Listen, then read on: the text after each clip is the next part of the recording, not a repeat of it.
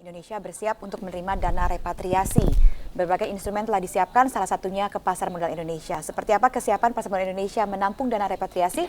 Saya sudah bersama dengan Direktur Utama PT BEI, Bapak Tito Sulistyo. Selamat pagi, Pak. Pagi, Non. Bisa dijelaskan lebih jauh, Pak, seperti apa kesiapan Pasar Modal Indonesia saat ini untuk menampung dana repatriasi? Ada 3 hal.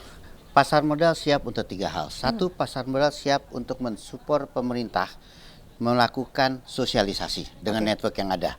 Kita mempunyai 529 emiten, kita mempunyai 700 total SID, reksadana dan saham. Kita punya 19 kantor perwakilan dengan 200 galeri. Kita punya TV bursa, kita dibantu teman-teman wartawan pasar modal. Kita mempunyai 105 perusahaan sekuritas dengan 2.660 WPE yang membawahi 126.000 investor aktif. Jadi pertama kita siap sosialisasi. Kedua, kita siap dengan instrumen yang ada. Pertama, saham. Saham itu orang tanya, Tok, sahamnya sanggup nggak? Sanggup. Velocity kita, velocity itu adalah perbandingan antara transaksi dengan market kapitalisasi hanya 21%. Singapura 39%, Thailand 70%, Cina 400%. Saya ngelihat juga nggak mudah Cina 400% gitu ya. Artinya 6 triliun itu velocity 21%. Jika velocity kita naik sampai 70, kita masih sanggup additional sekitar 10 triliun per hari pun pasar nggak goyang. Artinya kan sebulan bisa 200 triliun. Oke. Itu kita kuat. Kita ada reksadana, ada dire, ada reksadana penyertaan terbatas, produknya semua ada dan rule-nya sudah ada. Pertama network, kedua instrumen, ketiga infrastruktur. Saham sanggup 5 juta order per hari.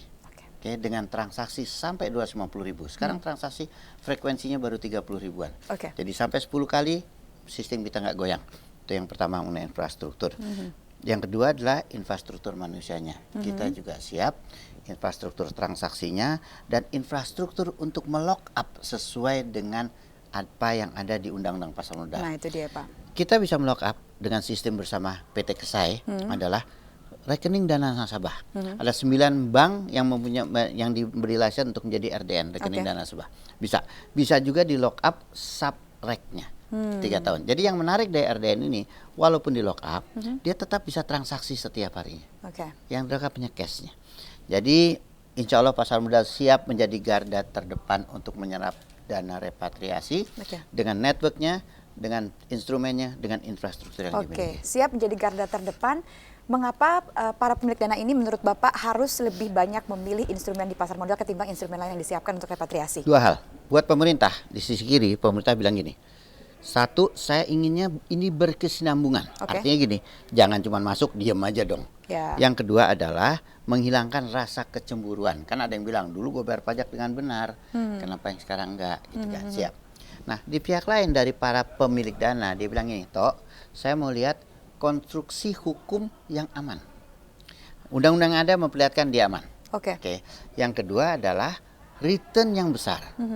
Terbukti untuk long term, saham memberikan return terbesar bahkan di dunia pasar modal Indonesia. 70% saham kita returnnya selama 10 tahun di atas 6% per tahun compounded. Jauh di atas deposito.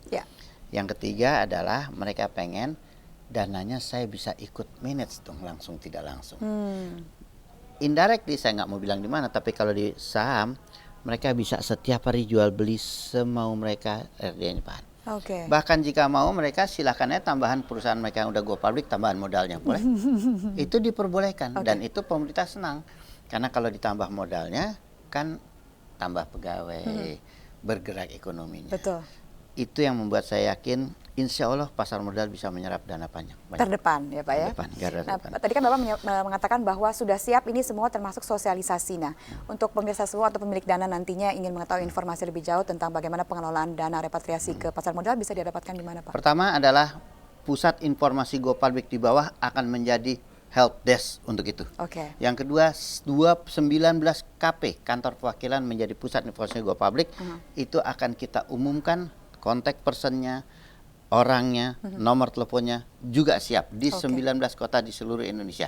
Kemarin saya sudah kumpulkan mereka semua dan kita sudah brief apa itu dan bagaimana. Tinggal sekali brief lagi mengenai keputusan Menteri Keuangannya yang belum keluar. Baik Pak. Peraturan Menteri Keuangannya yang belum keluar. Bapak melihatnya masih adakah celah Pak yang harus masih diimprove dan diperbaiki dan harus ya diwaspadai juga tentunya antisipasi? Pertanyaannya menjadi apa yang menurut saya yang bisa membuat gagal? Menurut saya adalah kalau pemilik dana menjadi takut dan tidak percaya.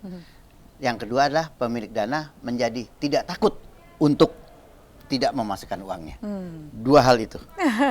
Takut dananya kok tidak aman, tapi kedua dia juga tidak takut kalau dananya tidak di bawah.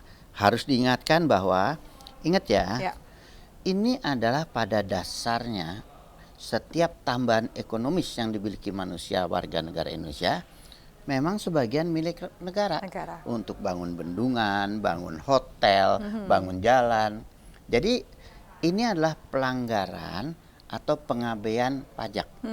Ini jangan dibilang perlu insentif. Pemerintah bilang ya sudahlah, bayar tebusan 2%, bayar. Ini yang harus diingat satunya. Tapi harus diingat undang-undang mengatakan kalau 9 bulan dia tidak laporkan dan ketahuan, dendanya 200% di atas itu. Habis dananya. Yuk mau masih bayar 2% apa mau hilang? Oke, ini kesempatannya begitu ya Pak ya? Ini kesempatan. Baik, terima kasih Pak Tito sudah berbagi bersama kami. Saya kembalikan ke studio Kedoya.